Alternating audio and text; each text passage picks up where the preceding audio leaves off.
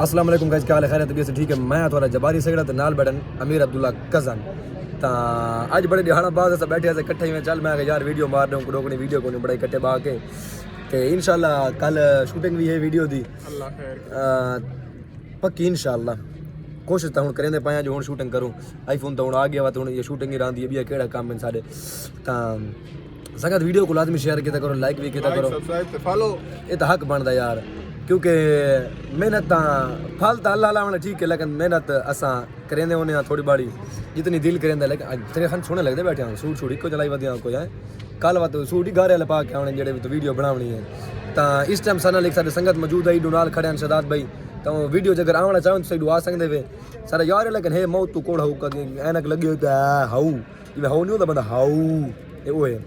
ऐसा गल पता नहीं कितना पहुंच गई है मैं कोई वेला याद आ गया मैं इसको दा हाउ आग छोड़ा तो संगत वीडियो को लाजमी लाइक करना शेयर करना कमेंट करना इंशाल्लाह मिलते हैं अगले व्लॉग। अल्लाह हाफिज़।